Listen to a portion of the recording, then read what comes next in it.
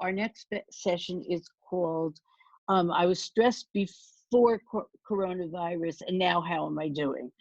It's going to be led by Amanda Levy, who is the head of our social work department at Yachad, and we're really very excited to welcome Dr. Israel Klein, who is on the faculty at NYU School of Medicine. He is a renowned psychiatrist. He's been in practice probably for close to 40 years, if I'm counting it right, is he? He has a practice in both Roslyn Heights and New York City. He's also the brother of one of our members, Simcha. He happens to also be my former classmate, so I have a real shayach with Izzy and his family for many, many years, since I've been a young child.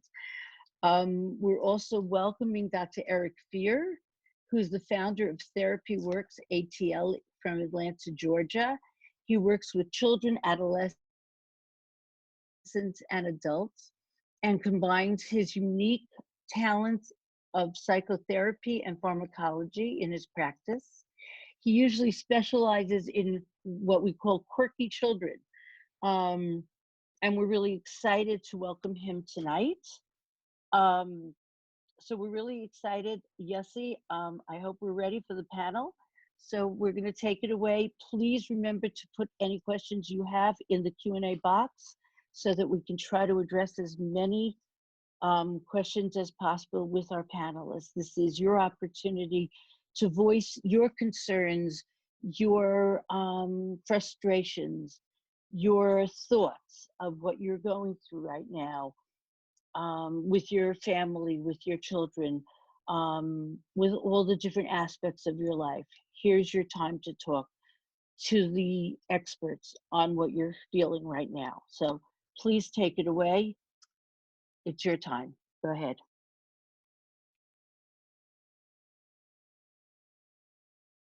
What a pleasure. I think I'm being unmuted. I just want to make sure of that. Okay, great. This is a very new experience for me and for many of us to go on screen like this, especially at a family Shabbaton, which we're used to being together and always looking forward to every year. I'm really honored and privileged to be helping to coordinate this panel, and also that we came after the rabbis who really offered a spiritual and religious perspective and frame for us to come after. And I initially wasn't sure how that was going to work, and now I'm feeling so grateful for that, because I feel like now we can address the emotional and psychological realm and behavioral realm a little more specifically.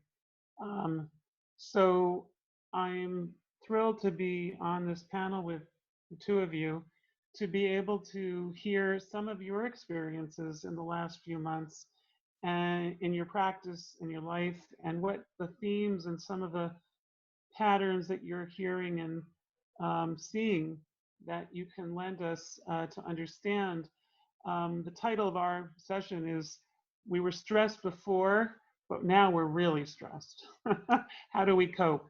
So I hope that people will also put in questions. I have a number of questions that people have already given me, but I want to first hear from the two of you, just in general. Okay? Whoever would like to go. I think I figured out how to unmute myself first. So Eric, I guess I'll go first, if it's okay. I'm just going to continue with what Amanda was just saying. Let me just say, I'm sure I speak for Eric also, that wow, following the three Rabbanim, they're a tough act to follow. I can only say, having watched them, that I'm glad we're going afterwards, because I think had the order been reversed, I'm concerned nobody would have remembered anything we had to say. So I'm grateful that we get to follow them. And you know, it's funny because those of us who have worked in this field for a long time, and Batya, I want to thank you for your very kind words. I don't think I deserve the kind of accolades you gave me, but I will say this, that Batya mentioned how our connection goes so far back that we were classmates. So actually, she didn't say all of it. Not only are Batya and I classmates going all the way back to elementary school, but her late dad, Olav Shalom, was also our pediatrician, was my pediatrician for our family. So that's how far back our connection goes. You know, those of us who have worked in this field long enough, and I'm sure Eric will agree, will say that it almost doesn't matter what your background or theoretical perspective is. Eventually, if you do a good job at what you're doing and helping people, we all almost wind up working the same way and wind up almost interacting the same way with people. Obviously not in an exact way, but very similarly, regardless of our background. And I think we can see now that even applies to all of us who try in our own way to be helpful, because I have to say that in listening to the Rabbanim before us, I think it was beautiful that, you know, forget about trying to sum up something in 25 words or less. I think in 10 words or less, Rabbi Weinberg basically said everything that I think Eric and I have to offer you, because at one point he said, you know, no emotion is wrong. They're just emotions. It's really what we do with them that makes the big difference. And I'm going to tell you right now at the beginning, in a nutshell, I think that's pretty much what Eric and I have to offer you. Maybe Eric will have a different perspective, but I really think that that sums it up so nicely. You know, I had the privilege and honor to be on a panel with Eric a few years ago at the Family Shabbaton. And let me say, yes, that I'm here not just as a panelist, a therapist, but I'm here also because my brother Simcha has been a Yachad member really from the beginning of Yachad, and his record is much better than mine. I think Simcha might have been at maybe all the Shabbatons going back to 1987. Maybe he missed a couple here and there. I try to make as many as I can, but I think Simcha has been to all of them. But in speaking with Eric before tonight, because we had a chance to connect, it was funny when we spoke to each other, the very first thing that Eric said to me was, you know, even though we're doing our sessions now from home, whether it's on the phone or on Zoom, at the end of the day, I'm so tired. And I couldn't believe, but I could believe what he was saying, because I knew exactly what he was saying. And in speaking to so many friends of mine who are therapists, we all say the same thing. It's an amazing thing that here we are, we're not commuting anymore. I know in a typical day, I spend well over 2 hours just commuting back and forth to my offices. None of us are commuting anymore. We get to do our sessions from the comfort of either our offices or homes or wherever, using phones, Zooms. And yet at the end of the day, we're all so tired. And it's something that none of us have really been able to figure out that clearly as to why that is. There are many different theories. One perspective that kind of speaks to me is I think that when you're in the office with somebody, even though many of us think of ourselves as almost like a blank slate, we don't get much, but there's so much that we get when we meet in the same room with somebody, that if you think about it, and it's not just the verbal, as you're talking to somebody, and again, this is something that unfortunately we don't have here as we do this with Zoom. You can see us, we can't see you. But when you're in the same room with somebody, just their facial expressions, the way they react by their face, do they lift their eyebrows? Do they nod? Do they look away? Forget about what they say to you, but just their reactions, I think, gives us so much energy in the course of our day that I think up until now, none of us even appreciated it. But what we all do feel, almost all of us, is that at the end of the day, even though we're doing the same work under circumstances that supposedly should be easier, we all feel so tired. But as I thought about saying this, which is true, I also thought to myself, wait a minute, this also gets to, I think, how we can possibly be of help tonight. Because my thought is, as I'm saying this, there must be so many family members out there saying, Nebuch, these guys are complaining about being tired at the end of the day. Look at them. They're still able to do their work. They're still able to be called upon to help others. They're getting so much, whereas so many of us were not able to work, We're not able to earn a living, to do the things that give us meaning to who we are as people in this world, who we are as people to our families. It's not just the material things that we're not getting. There's so much that we are not getting that I thought to myself, in a sense, almost how insensitive and arrogant it is for us to talk about, oh, how tired we are at the end of the day. I know that we were asked to talk about our own feelings and what we've gone through, what we've experienced. But I realized at the same time, there's so much that I think that those of us in this field need to be grateful about, in that how much we still have.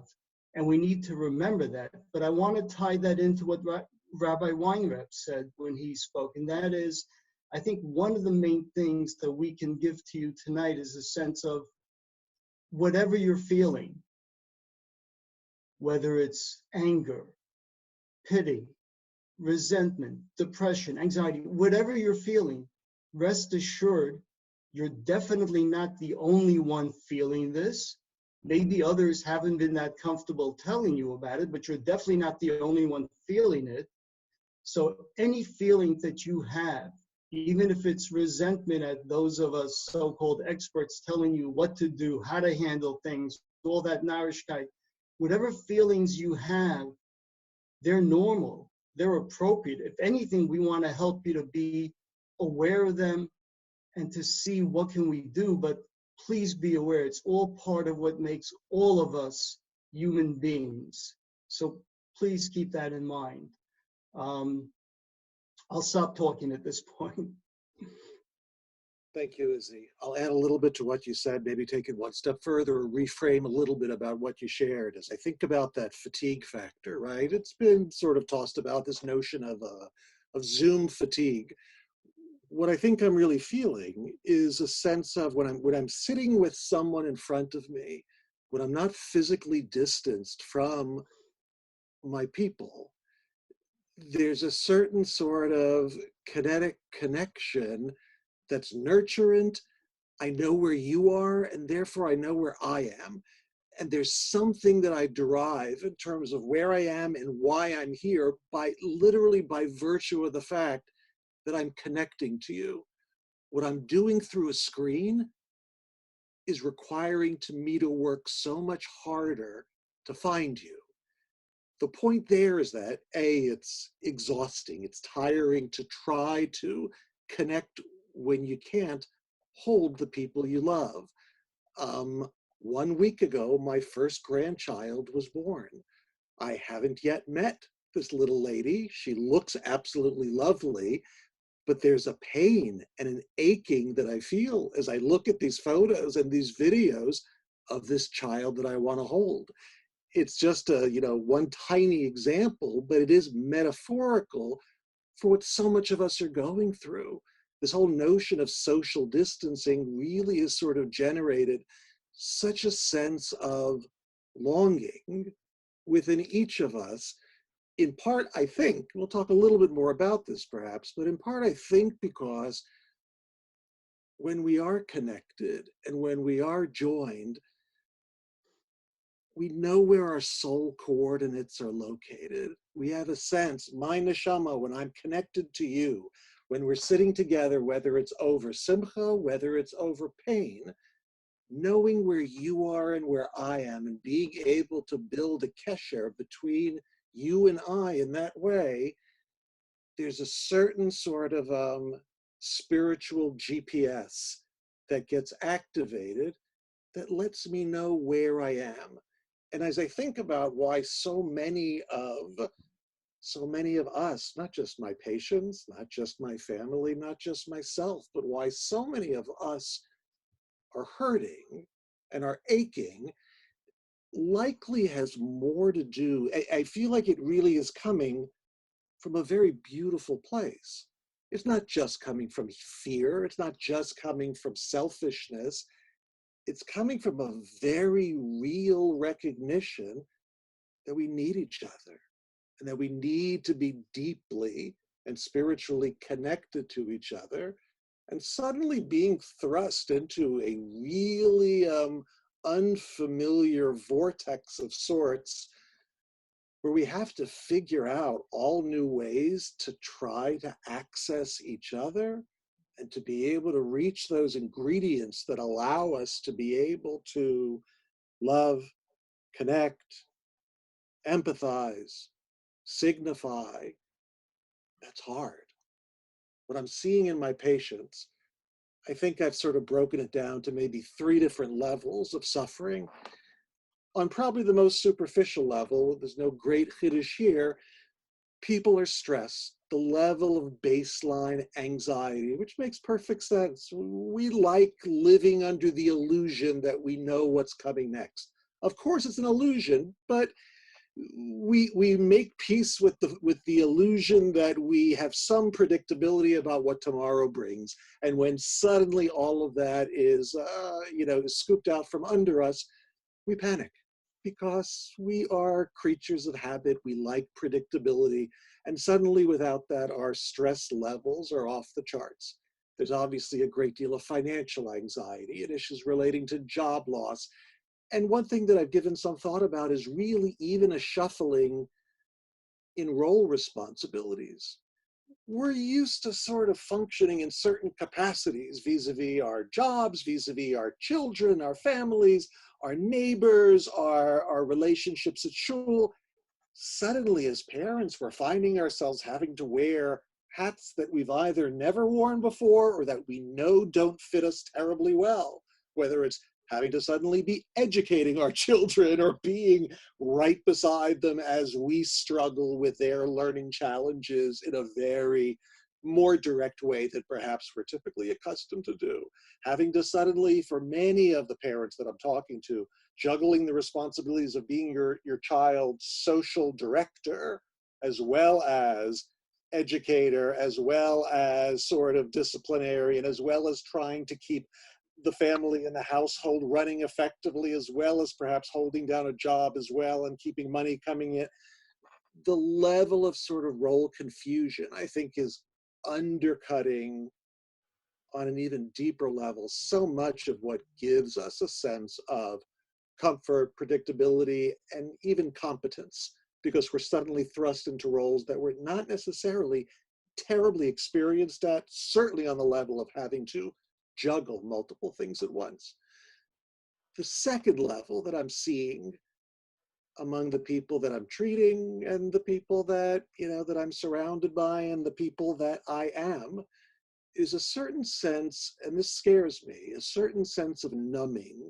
There's almost a level of emotional anesthesia that I see creeping in as people this notion of sheltering in place also seems to somehow be carrying over into a version of being immobilized with a focus on just get beyond this. Just once this is over, as long as we can get through this, when this is done. But the fact that we're focusing so much on the end point is almost leaving us in this in-between state, immobilized, frozen, and even closed off a little bit from the opportunity to engage more actively in the now, in ways that might allow us to shift the way that we're relating to everything that's unfolding in front of us. There is, and Reb Weinreb, I think, when he spoke about the antidote to some of what we're experiencing being simcha, one of the challenges really is there is something of a collective depression. It feels like, when you think about, perhaps never before in history, has everyone in the world been impacted by the same thing, right? To think about that we, as a species, not as a country, not as a nation, not as a community, but as an entire species, that we're all hurting, that there's no one that hasn't been in some way affected by this. It's hard not to envision that as something of a collective depressive process. And when you add in the notion of, I hate the term social distancing because I feel like it's sort of reinforced a sense that we need to be more detached emotionally from one another, when really it should be physical distancing, that we need to be physically more apart as we work that much harder to be socially more connected.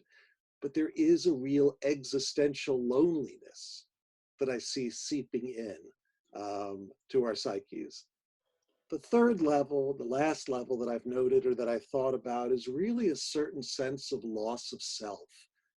That when, this isn't necessarily automatically a bad thing, but when you think about how much of how we define ourselves is connected to what we do, what service we provide, what initials we have after our name, what money we're making, how we identify who we are, the parents of, who we are, the children. So much of what we allow to become definitional has to do with certain services that we provide. When we're suddenly uprooted, or when the opportunity to be able to continue to function in that capacity is scooped out from under us, there is a certain loss of self. The upshot of that is it really is a beautiful invitation to begin to redefine our relationship with self and our own self-definition, right? This is as meaningful a time as any to begin to consider, how do I rewrite who I am and how I wish to revise the way that I see myself and the role that I play in my world and my community and to myself, as I'm no longer able to comfortably and even perhaps in a rote sort of way simply keep performing the same functions. And I mentioned lastly that sense of loss of soul coordinates, that our neshamas need each other to know where we're at and to be able to define a trajectory for where we want to be. And when we suddenly, whether it's driven by panic, whether it's driven by a need to sort of physically distance, there is a superficial disconnect that takes place that I think leaves us on the deepest spiritual levels scrambling to have to find a way to identify meaning and to reconnect with something purposeful and holy and significant that allows us to find where we are. Because so many of us are left feeling, where do I belong? There's so much that I can't control. There's so much that's out of my own, capacity to influence. Am I just left untethered in space? How do I find a way back to connect with where I need to be? Those are really existential sort of questions that I feel that this virus has forced us to begin to grapple with, maybe in some really, really painful ways, but hopefully also in ways that can be really beneficial. Thank you. Thank you both. Those are amazing perspectives and observations from your practices and within your lives. So much I resonated with. And as we digest what you said and what you're going to say, to somehow integrate it into what we know and experience. And we, as I think someone said earlier, we all experience it in the same way and in a different way at the same time. I think you're saying that we all are experiencing this pandemic, and at the same time, we're all individuals and coming in from different families and different homes, and we have different reactions and different experiences, right? I'd like to move this a little. We could talk like this probably for another hour or so, and perhaps we should. But we have a lot of families, parents who have questions for you. And I have 6 questions prepared, and I see 6 questions on the Q&A. So I'm going to think about how we're going to get to everything. But if we don't, I apologize in advance to our attendees and our families, and you can follow up perhaps with reaching out later. But we'll do our best within this time that we have. So I have a question from some of our older parents who have older children and who may live in residence, and they're dealing with a lot of life stages, aging, transition. I have a question from a parent who said, when you wake up in the middle of the night and you have thoughts of fear, how do you put those thoughts of fear to sleep so that you can go to sleep? Does that resonate for one of you, two of you? So I think there's something to be said for scheduling your fear. Okay. It's likely highly unrealistic for us to pretend that we are going to be able to navigate this pandemic without some level of fear. But there's no reason that that fear needs to be entertained between 3 and 3:30 a.m., right? I encourage all of my patients, if you're going to worry, build in 15 minutes or 20 minutes of your day to make your worry time. And when you find yourself at 2 in the morning beginning to sort of spiral about that, remind yourself there's plenty. I already blocked off 10:30 tomorrow morning for my worry. I don't need to do that now. Giving ourselves spaces, whether that, and it sounds a little bit sort of, farcical, but building in spaces in our lives for our anger, for our frustration, for our worry, actually allows it to be a little bit more boundaried, right? I tell all of my OCD patients that OCD functions a lot like a gas. If you remember basic chemistry, the volume of a gas is entirely based on the size of a container that you place the gas in. The larger the container, the more the gas expands. Same thing with anxiety, same thing with OCD. It will get as big as the amount of room that you give it. I'm not suggesting that you don't make space for a certain amount of neuroticism or a certain amount of appropriate anxiety, but it certainly need not be at 2:30 in the morning. The second piece of that as well, and then Izzy, I'm certainly interested in hearing your thoughts as well. The second piece of that as well is that the antidote to anxiety is not necessarily distraction, right? We'll talk more about the role of distraction and a lot of the pop mental health advice that you may, read on Reddit about how to survive a pandemic, etc.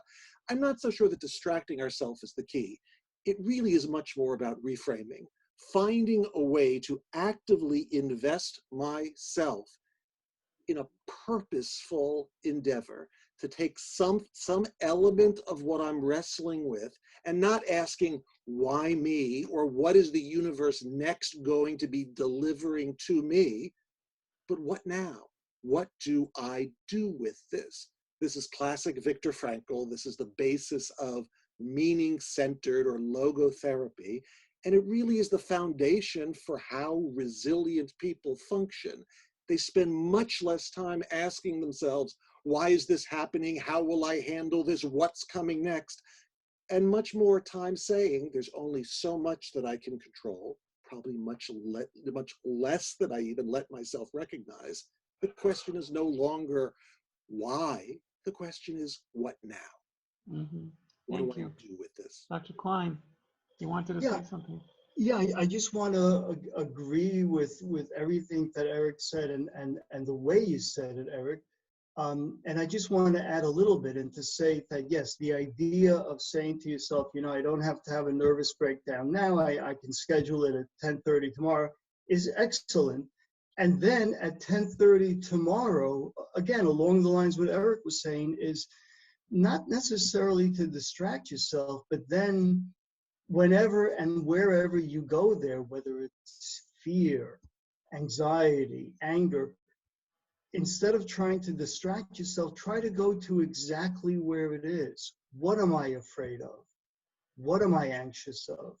What am I getting angry about? And you'll see that in trying to look at it and take it on, it doesn't have to be as big and as scary as we imagine it is at 2:30 in the morning, let's say.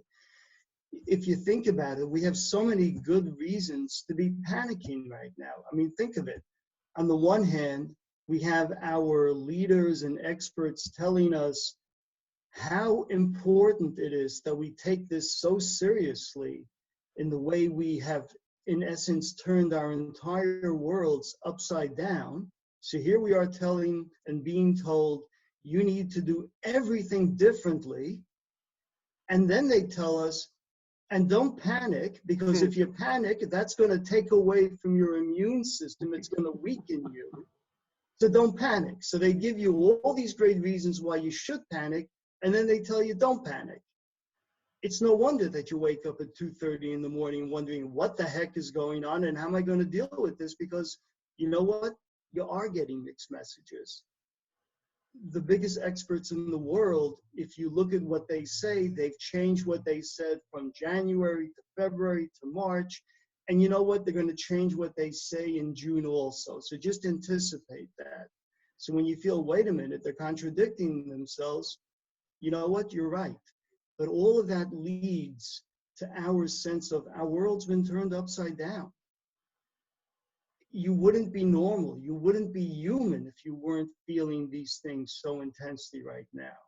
So just keep that in mind and go there. Let yourself go there.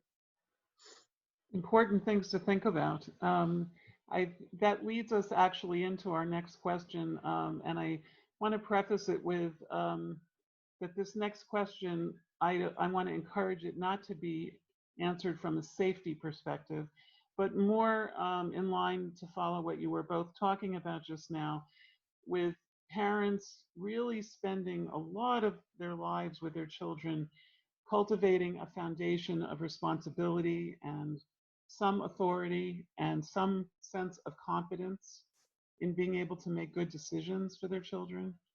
And in a sense, that whole foundation that you sort of just touched on just now was sort of like turned upside down in a sense.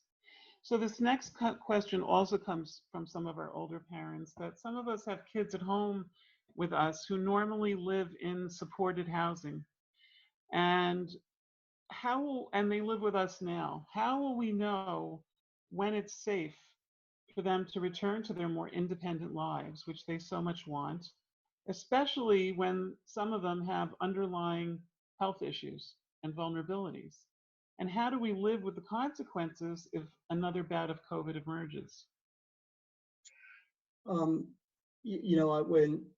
I was hearing you speak just now, I was thinking, I can tell you from my own personal experience that now with our parents having passed on, and Simcha is several years younger than me, so in some ways myself and my older brother, we've taken on the role of his parents. And I can tell you from my own personal experience that Simcha, up until about 6 to 8 weeks ago, was living independently up in Muncie, which being very close to Westchester. So Westchester and Rockland were some of the hot spots early on, as we know in this. And Simcha was not just living independently, he also had a full-time job working in a pharmacy in one of the county hospitals. So he was actually deemed to be an essential worker, which meant it was important for him to keep working, but we kind of put our heads together. And again, I want to say this to all the parents. Sometimes we make decisions and we don't know if it's the best decision. I'll tell you what we did. We decided that, God bless him, Simcha's always been a very conscientious worker. He's racked up a tremendous amount of vacation time over the years. He's been working in the same place. He could probably retire now if he wants. He's been working there for 20 years. Make a long story short, we asked the people there a lot of questions, and the bottom line is, when we found out that there was no danger to him losing his job if he would now use his vacation time, Simcha, God bless him, very much wanted to continue working. Again, it meant so much for him, and it means so much to him to go to work each day, which he does so well and so conscientiously, and he gets so much out of it. But he now has been living with me for the last 2 months. Now, I'm trying to give him a good time. I watched a little bit more carefully. He doesn't have the chocolate cereals in the morning that, God bless him, he brought with him when he came here. He's lost about 10 pounds since he's been here with me. We make sure he goes walking every day, he exercises. But I also know that as much as I'm trying to show him a good time, I'm sure there are a lot of things he's not getting from being able to go to work and get that sense of self. But this is an example where we decided this is what we're going to do, because quite frankly, it scared me to think of Simcha going to work in a hospital in Rockland County over the last 2 months. So I have to tell you, in retrospect, I still feel good about the decision we made, but I don't know how we're going to decide when he can go back there. We get conflicting reports again from our leaders. Okay, Cuomo has still not designated where Rockland County is as an area that's going to be opened up. We don't know when that's going to happen. Right. We're So it hoping sounds that'll like happen soon. Yes. it sounds like it's a combination of information and comfort level. Yes, very much Right. so. And what I'm saying is, and even those of us who you may look to for answers, heck, we don't know. It's a hard question to answer because we want to do what's so good, and at the same time, who knows if what we're doing that we think is so good, is it really better? Is it causing harm? I think we always have to be humble and think we try to do our best, but we may not have the best answers. Right. Eric, do you want to? I'm happy to respond. Number one, I think that there's no right answer. So please, all listeners should release themselves from the pressure of needing to find what the right answer is. There's no one right answer. I agree with Izzy that it is or with you, Amanda, that there's going to be a combination of sort of melding information with comfort. Was that the other, That's or what I emotion? said.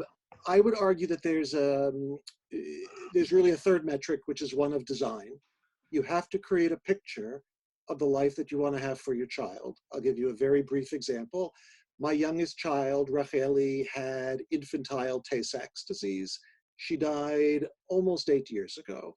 Racheli was absolutely delicious. She was the highlight of our life. And when I speak about the need to develop and revise creative ways to reconceptualize the challenge that life serves up to you, and I'm sure that all of our listeners can relate to that through their challenges with special needs children. This is what gives us the opportunity and the blessing to be able to think differently. We made a decision as we were raising Racheli to keep her home. We were not going to travel across the world. We were not going to take pictures on top of Mount Everest. We were not going to travel here and travel there and try to expose her to as many different things and get as many wonderful selfies.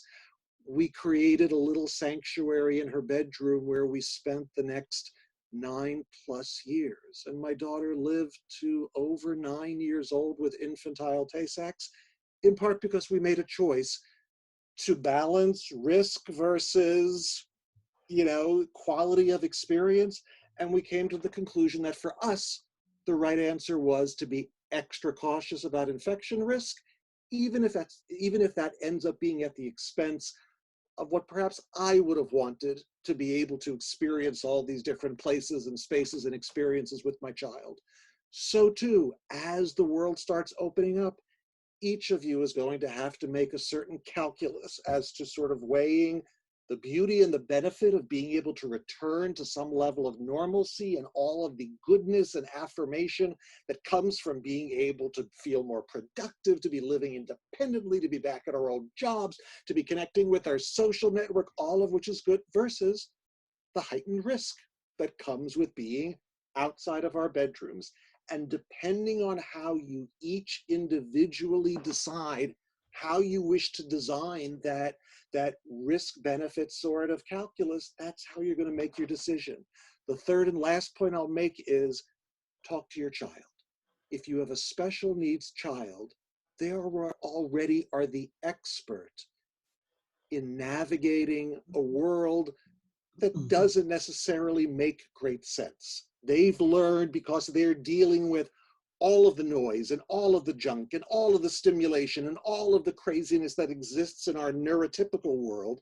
And they've somehow learned and figured out, whether they have autism or Down syndrome or other types of developmental challenges, they've learned how to create an inner sanctuary where they navigate and find pleasure and find meaning and find joy in spite of so much of the noise that's going on around them. They understand certain things that we probably don't. It's not a bad thing to engage your children in those discussions about what would be most meaningful for them. How much would they like to venture out of this little bubble to be able to re-enter life, and what that looks like?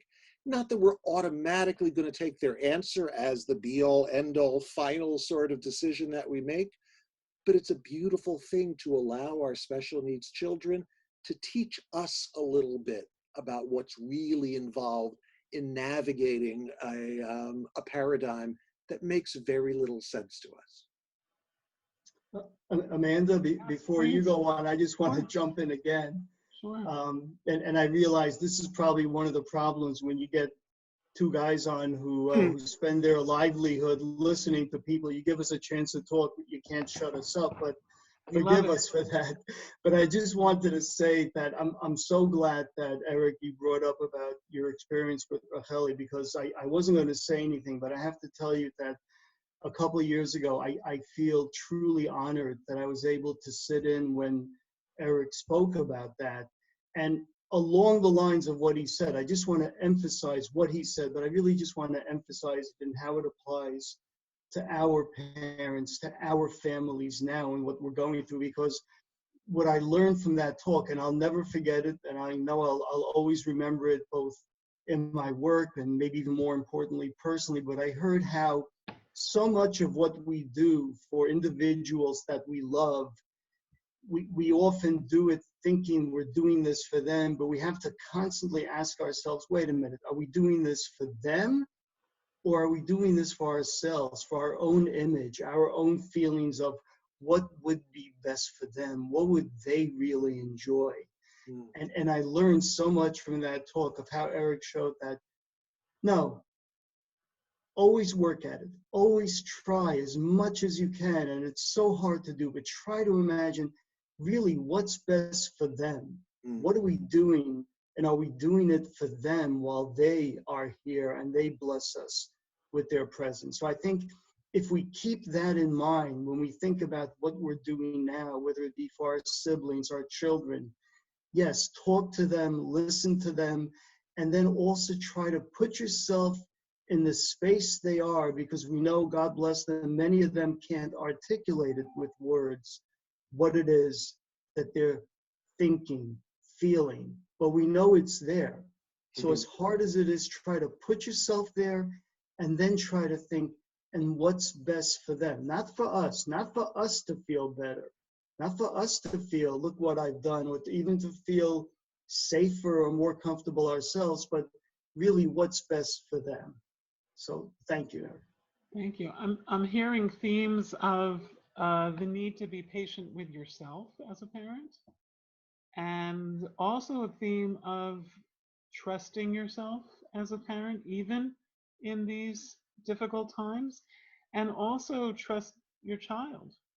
Listen to your child. Trust your child's needs in a real way and a present way, right?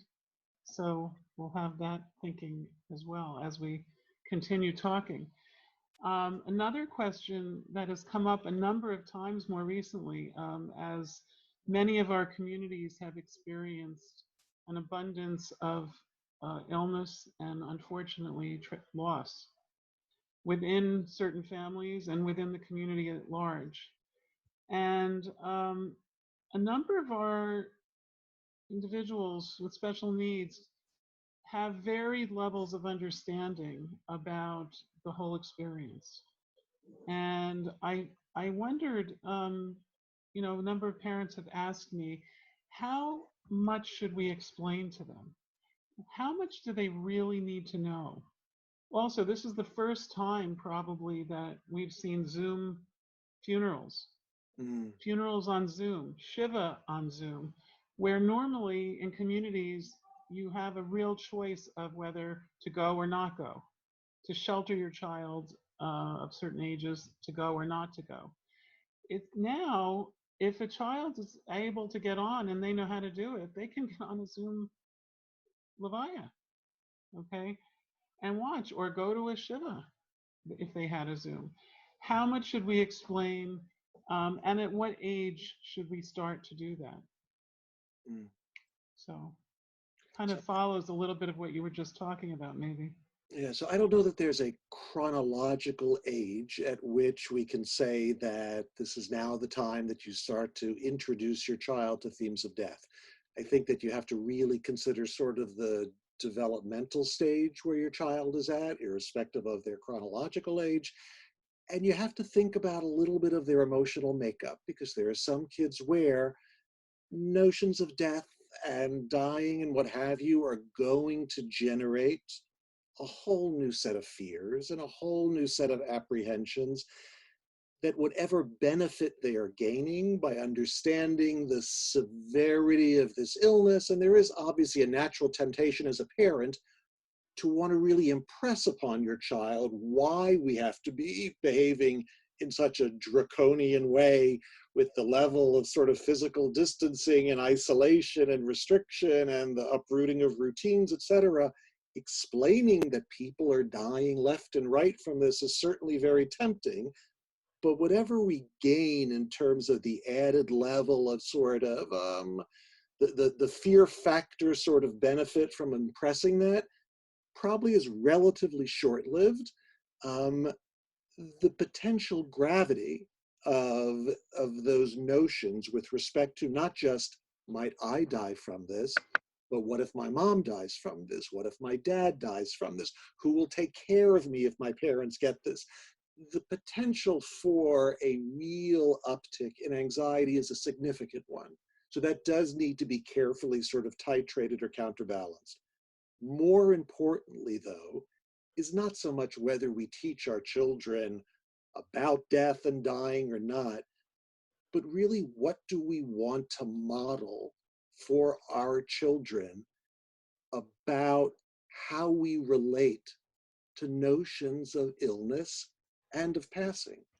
This is really a remarkably rich opportunity to begin to model for our kids, not just through our words, but through our actions, what it means to escort someone from this world to the next, what it means to contemplate the idea of the soul separating from the body, but not being even for a moment disconnected from our loved one, to be able to relate to a level of sadness around themes of death without necessarily automatically turning it into tragedy, right? The way that we sort of teach our children to grieve and to relate to notions of physical goodbyes is as rich and as important probably as anything that we can teach them over the course of this pandemic. So I think that, again, depending on sort of the developmental stage of your child and your own personal readiness to be able to embrace some of these themes, not automatically from a place of fear, terror, horror, tragedy, but with a level of sensitivity and beauty and awe and compassion and significance that may actually be a deeply meaningful opportunity if we approach it the right way. But we have to remember that our kids, not just our special needs kids, our neurotypical kids too, are looking up at us for guidance as to how they should relate to all that's going on around them. And the model that we set, whether we approach it with dignity and with respect and with a call to meaning and purpose, again, getting back to the not why me, but what now? What can I do with this? That's a gorgeous model that we can set for our kids, as opposed to simply letting our fears and anxieties trickle down to them and really lose the most beautiful opportunity to inspire them to relate to these challenges on the holiest level possible. Beautifully said. Very, very much so. Yeah, I just want to add a little bit to that I think that with what Eric said about the different levels of how we deal with this ourselves, how we model for our kids, how they deal with it. If you think about it, this relates also to the question we asked before about, why does it happen that you wake up at 2:30 in the morning feeling all out of sorts? If you think about it, when it comes to death, so much of us have so much trouble dealing with it that very often we do something very natural, and it's actually a very healthy thing. We hug the person who just lost somebody. Now imagine what it's like to lose somebody and not be able to be hugged at this point because of it. Imagine what it's like not to be able to hug that person. We have to find different ways of how are we going to behave and let the person know how much we love them and care for them. And at the same time, I'll also tell you, just again, very personally, that as you can imagine, and Simcha has lost somebody who he's known for many years, a contemporary of his. And I saw what Simcha has taught me is that his way of dealing with it is almost every day he'll talk to me about this person. He'll bring up certain things about him. And I had to learn that, because he's bringing it up, no, that doesn't mean he's being overly anxious about it. That doesn't mean he hasn't processed it in any way. No, that means Simcha is being Simcha. He's going to talk about this guy, probably for the next several weeks, but that's his thing. That's what he's going to do. And I have to be there and not get frustrated and not feel like, okay, Simcha, we talked about this already. Come on, let's move. No. I can't do that. I have to learn that. No, what I have to do, as Eric says, is to model for Simcha. I have to be there and to speak with him about it every day or a couple times a day. So again, there's so much that we need to learn from everyone around us during this time when so much is different and has been forced on us. Wonderful points. I'm also hearing that it's not that feeling sad or afraid is a problem. It's a normal human part of life, right?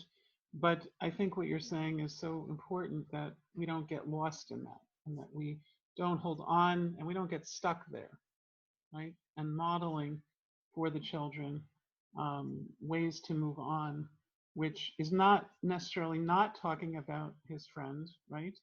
Simcha needs to talk about his friend because he needs to remember. And Amanda, in a certain way, celebrate his friend and remember his life. Amanda, Viktor Frankl coined the phrase tragic optimism, right? He wrote, obviously, when he was in the death camps about his experiences and all that he saw around him. And when he looked at, one of the original sort of,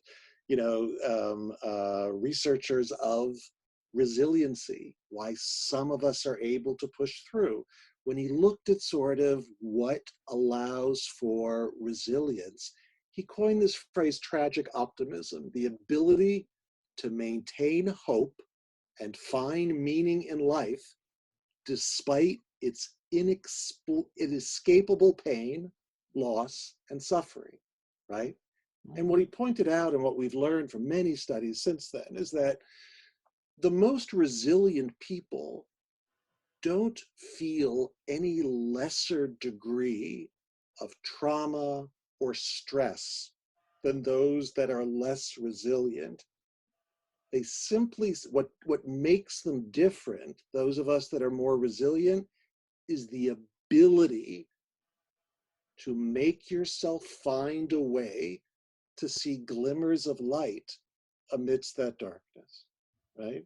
We're not asking ourselves to not feel and to not experience that sadness and to not embrace the poignancy of all that's going on around us. But at the same time as we're feeling all of that, to be able to generate, to find some purpose, some meaning, some way to reframe what I'm going through that allows me to innovate and to do something differently. When we think about trauma, right, and what we know about people that have gone through terrible trauma, what % of people that experience trauma ultimately develop full-blown post-traumatic stress disorder? Really a very, very small percentage, probably less than 10%. Most studies suggest that between 50 and 75% of people who go through incredible trauma experience what we call post-traumatic growth, right? Not because of the adversity itself, but because of what the adversity requires them to do to be able to adapt to what they're going through. And that growth, if we're willing to be agile, right, which is really so key, right? If we're willing to be able to pivot when we need to, not to allow our routines, and this is certainly relevant when we think about our special needs kids and how often heavily dependent on routine they are, and all of us to some degree, though we like to think of ourselves as being higher functioning than that, all of us are creatures of habits and routines. But if we can develop the agility to be able to step out of our routines and find new ways to be able to cull meaning and purpose and joy, that's not only a coping mechanism, that's the most beautiful configuration of growth. I hear that. And I'm also thinking that maybe what you're both saying is that parents need to be resilient and also cultivate that ability to trust themselves in their ability to bring up things like these topics that are so difficult, but not so difficult if they would just take a chance. Yeah. Right? And that once we do what we are uncomfortable, we get comfortable. Right? To some extent. I'm aware that we've gotten through 2 questions, 3 questions out of 12. Can you imagine that? I need to see what we want to do here because I would do one more, but I know that, let me just. I'm happy and more than willing to stay on longer if that's something that you would like to do. Sure. Okay, so Batya, I need to know from you, can send me a message. We could wrap up with the group that wants to wrap up currently and put your contact information. I believe you gave permission for that. Yeah. So what they could do is wrap up, put your contact information, and then we could come back if you're interested, if you're willing. I also don't want to keep you both too long, if you know.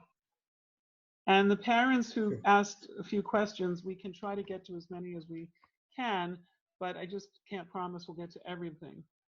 So I'm going to just thank you again in terms of the whole group being together right now for really this most amazing opportunity to talk like this. And Batya, maybe you'll just take it over now and close it up for this segment, and then we'll come back. Okay, hi. So first of all, I'm going to thank you, even though we're not done. For those people who do have to leave, I want to be sensitive to them, and I want to thank you in advance for agreeing to extend your time with us. Everything that you are saying is incredibly valuable to us all, and your expertise and your passion and your sensitivity is, I know, so valued and appreciated by every person who is on tonight. So we really thank you so much. I want to just tell all the parents that when you leave the room tonight, whether you're on your, when you leave on the computer, there's going to be a short survey that's going to pop up. Please take a couple of minutes to fill it out so we have feedback from you. It'll also, the link will also be in the chat box before you come off the room, so that if you're on a cell phone, you'll be able to see it. You'll be able to click on it in the chat box. And that way we'll get some feedback. We really value your feedback. We want to hear from you. We want to make sure we're doing this right and that it's really what you're looking for. We are going to be meeting again tomorrow night. I almost want to rename this from a Shabbaton to a Shavuaton because it's really lasting all week. We're very excited to see the positive response we've been getting. Tomorrow night, we're going to be joined with a behavior session first, called Now That All of Our Children Are Home, How Am I Balancing All of Their Different Behavioral Needs? It's going to be monitored by myself, and it's going to consist of the panelists of Dr. Jeffrey Lichtman, Michelle Steinhardt, and Toby Carpel. It will be followed by a session moderated by Rebecca Schrag-Mayer, and it will be about what are some activities we can be doing with our children when we don't want them always attached to their electronic devices. So it's going to be some very practical suggestions for families to do with your children away from the devices.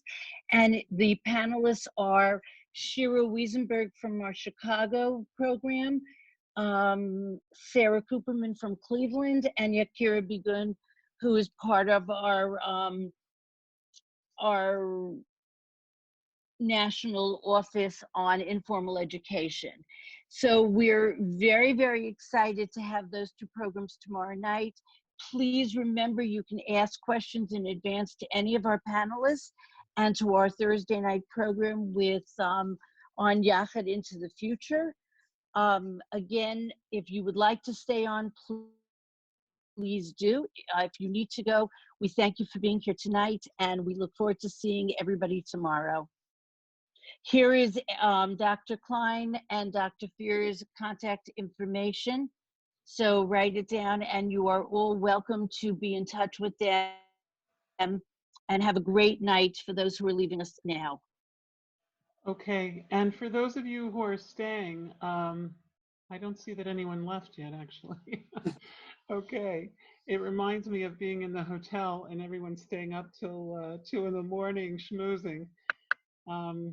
Okay, I'm going to take a question from our attendee audience. I'm just going to read it to you. My child with ADHD and my child with autism have spiraled out in some ways that they haven't in years. I'm having a really hard time with it without access to the therapies and the activities that help. But the other kids are reacting enough for that to be a serious stressor as well in the house, and they react to each other. I find myself reacting impulsively as opposed to the calm ways that I know will work better. How can I change that? And how can I help the kids do the same so that we can lower the stress level in the house to be more manageable? Oh, that's a good one. And I think a lot of families can relate to that.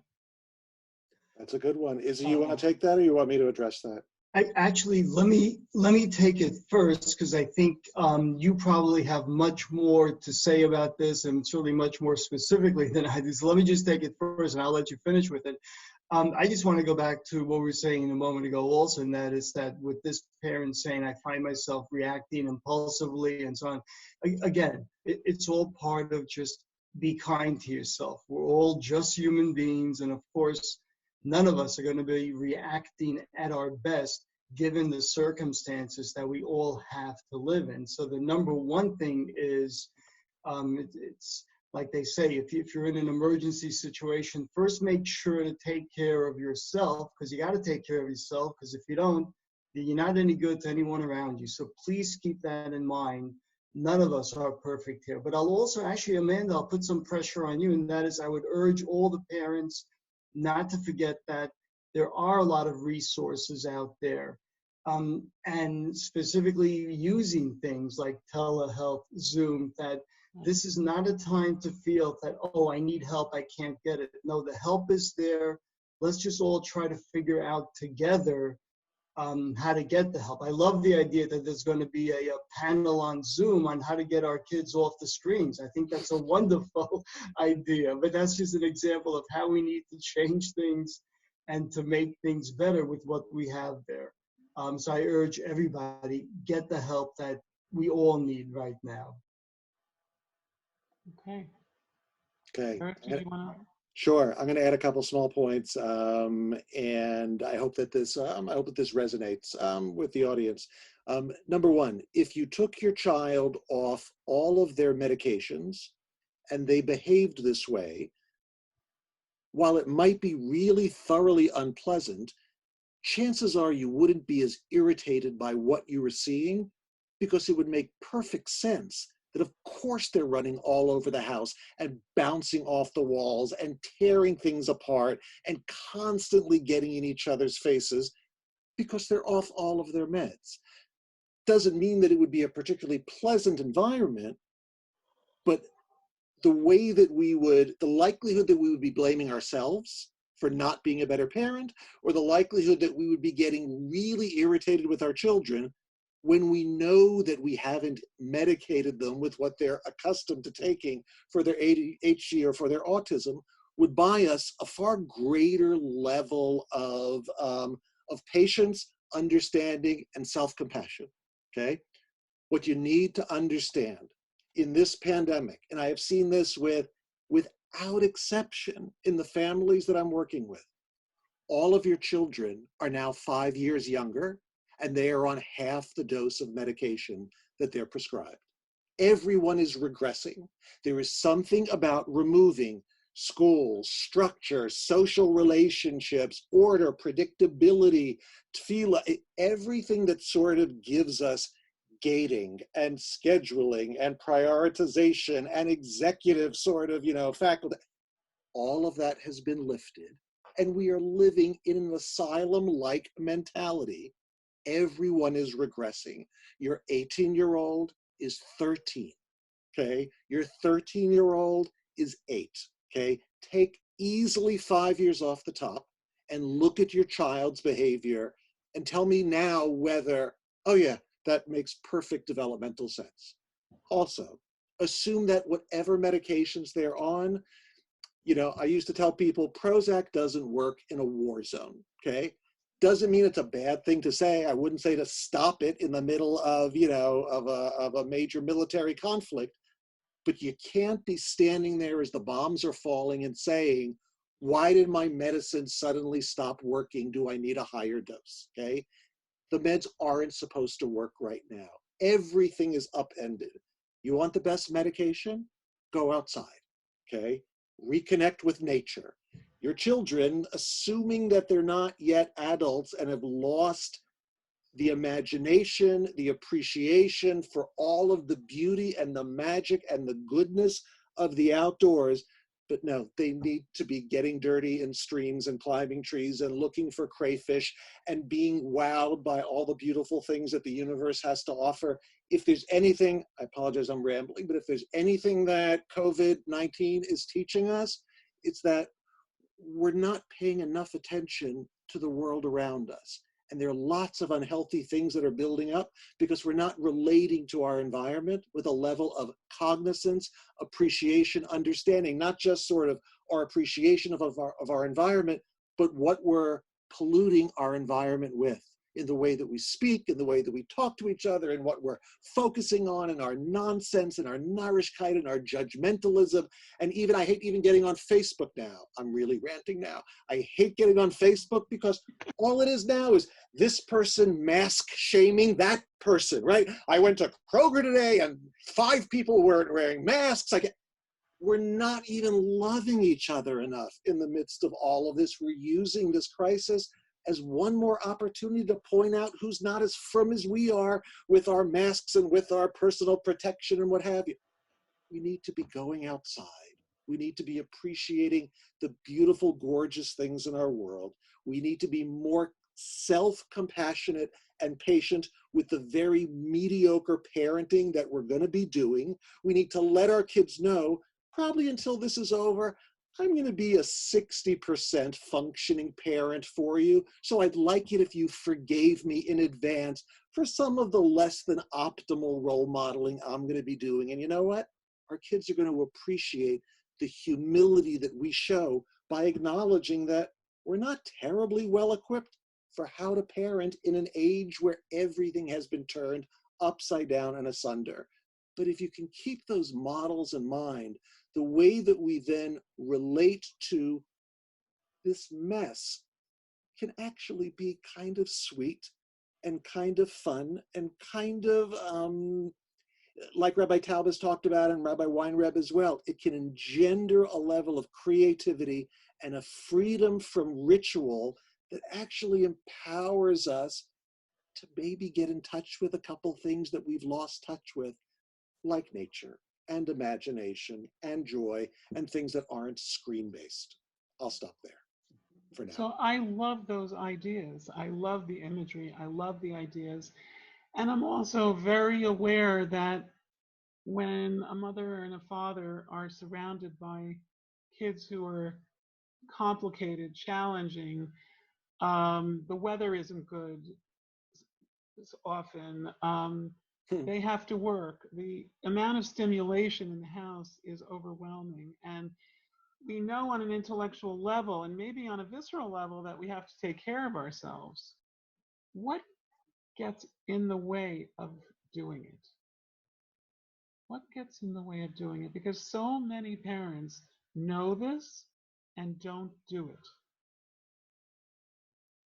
Yeah, I just want to say with Eric, with what you were saying, that it resonated so much that when you ask like what gets in the way, I found myself thinking, for instance, not so much about Simcha, but I found myself thinking about my 20-year-old son who's done very well, never had to speak to someone, so on and so forth, but he finished up his second year of college, not at college, but he finished it up on the computer.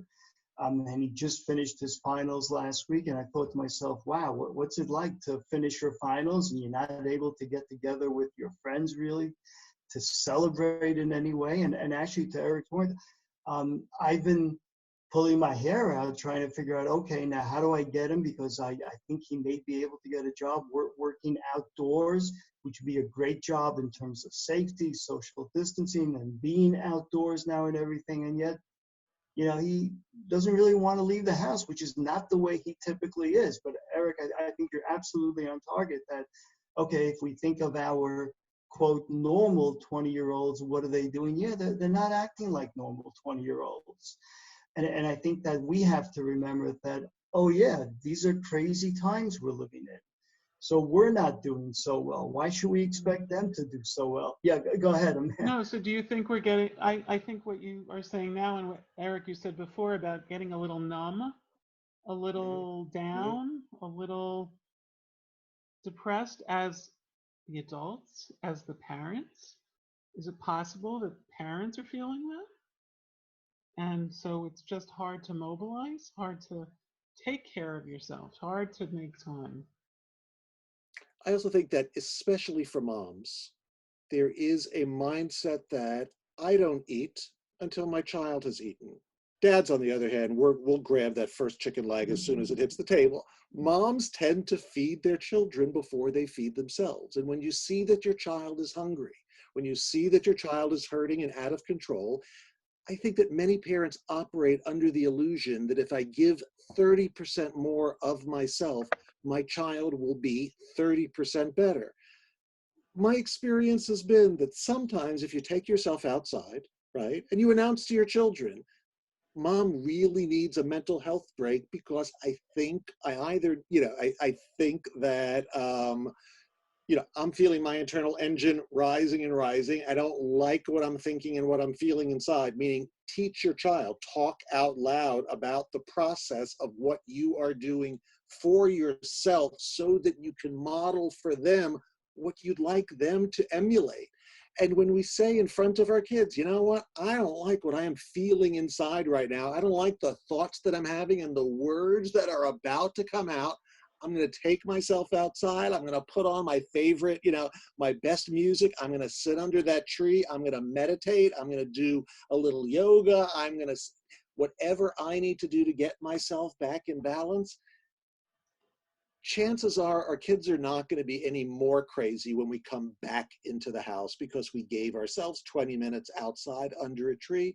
And there's even a chance that if we model that for our children, it might make it easier when we tell them, you know what, go outside, take a break, do some yoga, come up with something funny, make a great video, and come back and show me the funniest, goofiest thing you came up with.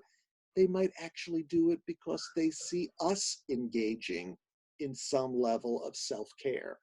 But if we approach it from a perspective of self-denial, where all I'm going to do is try to be there for my children, chances are it's not going to be terribly effective. And I think that we may even be missing out on an opportunity to model for our kids something that we'd like to see them emulating. So you're kind of also saying that it's really okay to share your experience to some extent. It's good to share and label the feelings and kind of cultivate an emotional language that you share in a family. Is that what you're kind of hearing? I think that's really important. There's, you know, to be humble in a context like this really is setting a model. Our kids aren't learning anything by our being bastions of fortitude who convey, you know, a image of complete impenetrability in terms of, you know, any fear, any emotion, etc. No, it's okay for us to say to our kids, this is really, really hard for me, but the follow-up sentence should be, and here's what I'm working on, or here's what I'm thinking, or here's what I'm coming up with, or an idea that I'm toying with. Or here's what I need. Maybe like what you were saying before, here's what I need to do. I need to go outside for a walk by myself. Yeah. Yeah. Right? Right. If you think about it, we're circling back to what Rabbi Weinreb said, which is basically we're showing ourselves and our children that, you know, feelings, they're not bad. It's not a bad feeling. We're trying to put into words for them what it is we're feeling. And in that way, we're really modeling them. We're saying to them, this is what we're feeling. We're trying to be in touch with it. We're trying to really feel it. And even though it may be all messy and bad in some kind of way, in the way we looked at it, but you know what?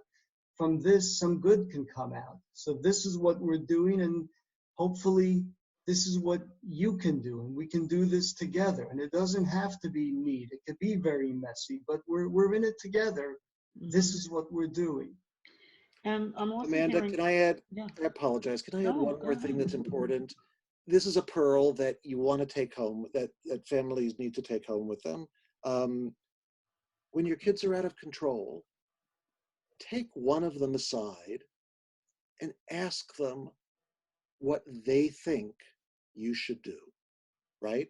When you're looking at a difficult situation, to take your child out of the child role and to very briefly adultify them. It's best if you do it with the most difficult child, right? Teachers learned this, you know, years ago. You take the most difficult student in your class and you make them your partner in the teaching process. Take your difficult child, pull them aside, and don't lecture them. Don't yell at them about what they're doing.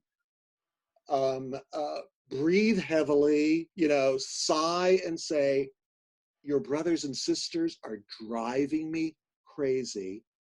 What do you think I should do? How should I handle what's going on with this one? What do you think this one really needs right now? I am always surprised by how when we empower kids, when we show them that what they think actually matters to us, even if it doesn't, when we give them the opportunity to be able to have a voice, what they come up with, and the role shift from being the oppositional child to being the co-parent, to come up with, well, I think he might like this, or maybe if we got him some Lego, or maybe if we come up with a reward system, or how about if we set up this thing where he can earn this or that. That is awesome. Thank you. How should I, what kind of reward? What do you think he would like? And all of a sudden we've created an ally in our most difficult child who feels wonderful about the fact that mom chose me, dad asked me for how to handle this situation. There's nothing more empowering and that makes kids feel better than being briefly adultified into that role. It's a really cheap, easy, low-cost trick that almost always makes a positive difference. I'm also hearing it's like stepping out of the normal way of dealing with behavior. Yes. Right? It's Very much so. kind of stepping out of your box. Stepping out of your box. I know it's getting late. I just noticed there was a comment and a question about that we're working harder than we've ever worked in our entire lives, and we're tired. And how do you suggest that we fill our own buckets, which is really all about what we were just talking about. Yeah. And I want you to, you can take it, but I'm thinking that each person has to go inside and think about what nourishes them. What nourishes them, right? Have you found that to be true? Um, okay, yeah, I'll go Yeah, first, go Eric, ahead. if you want. I find that I also do groups with young psychiatric residents. So these are young people who are just studying psychiatry, and of course they want to do everything right and every correctly. And I find it funny but so eye-opening and we do actually now for the first time groups on Zoom. That's how we do our group therapy. And when they talk about how now they're trying to do therapy, which in and of itself is such a hard thing to learn to do, but now they're trying to learn how to do it remotely on Zoom and on the phone.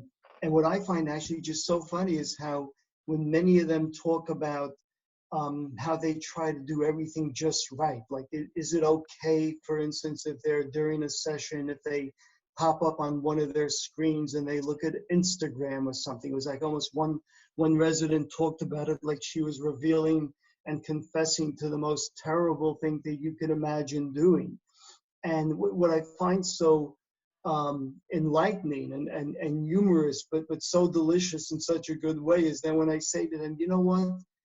If you're not going to be good to yourself, you're not going to be able to be good to the people around you. You're not going to be able to help the patients. So you know what? Figure out what works.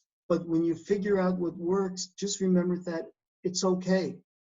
If you need to do your therapy session with a pair of earphones in, but you find it better to just walk around, even though you wouldn't do that in a quote normal session, do that, because that's what you need to do. If you find yourself more comfortable doing it even outside, do it from the outside.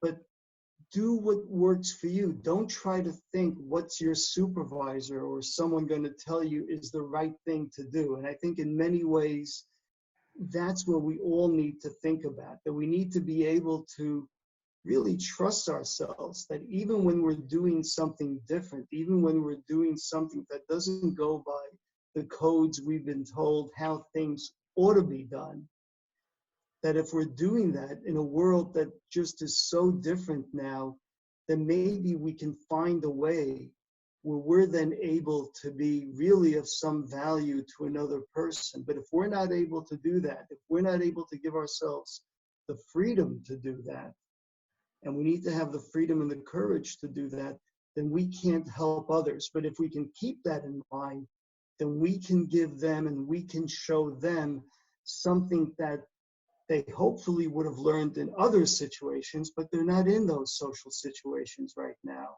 So it's up to us to show that to the people around us. And I think we have to keep that in mind.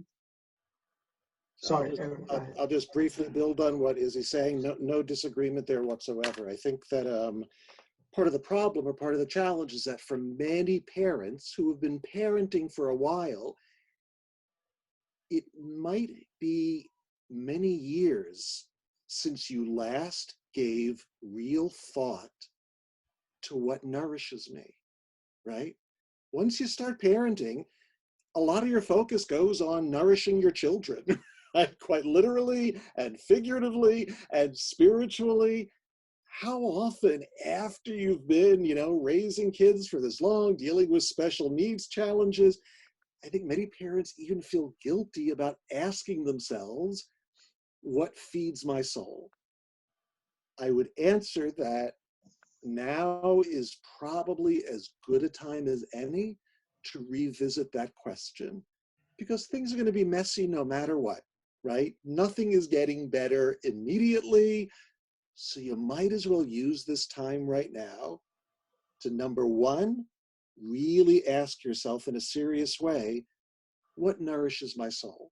It's not the same question as what distracts me. Okay, you could spend a lot of time, watching videos or catching up on social media or, reading, reading, light stuff. And I'm not saying that doesn't have its value, but if you're only going to give yourself a portion of time to nourish yourself, really make sure you don't want it to be empty calories. Okay? If you're going to eat something, let it be nutritive, let it be restorative. That may be, I'm going to get back to writing again. I'm going to start every day writing for 30 minutes. That may be, I'm going to start reading poetry again like I used to in college. That may be, I'm going to gift myself with walks in the woods that I haven't taken in years, but every day I'm going to do that, and I'm going to bring my book of Mary Oliver poetry along with me and read about sitting by the river and absorbing and letting every little element of nature speak to me for this window in time that I am gifting myself. But figure out what it is that nourishes you and don't compromise on that. Number two is that you could do all the figuring out in the world. You could find out exactly what it is that you need. But if you don't gift yourself a chunk of time, it isn't going to happen.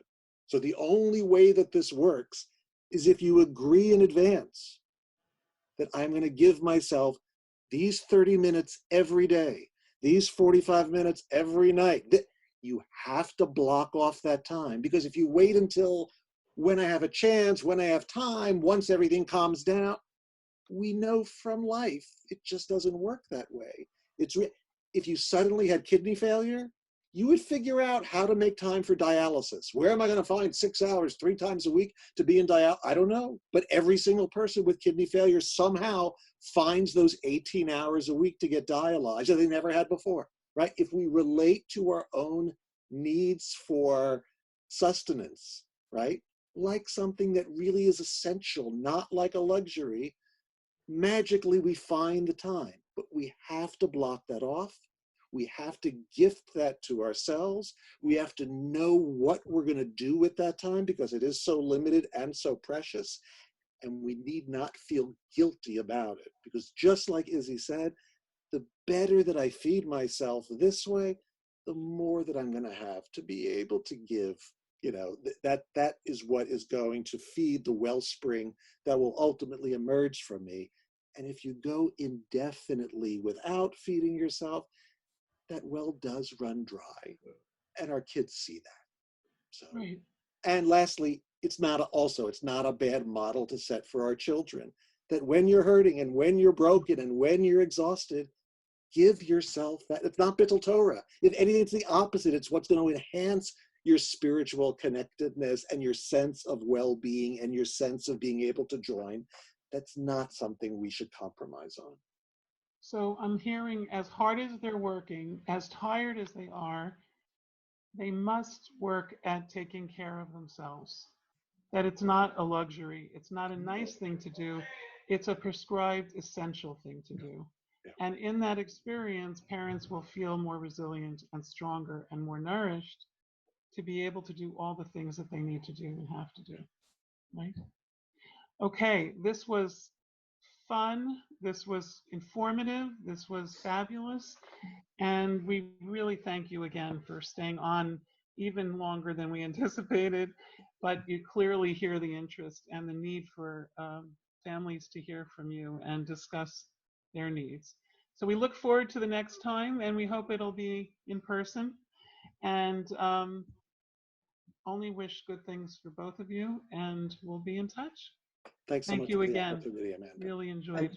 Thank you. And thank you, Eric, Amanda, Batya, and thank you all the parents, really, because what you gave to us is immeasurable. Thank you. Yes, thank you. Good night, everybody. Good night, parents. Pleasure to be with you tonight, and I hope that you'll take all of this information and let it digest and use it so that you can move forward in your families in the healthiest of ways. Amen. Okay. Good Thank night, you. everybody. Take care. Thank you.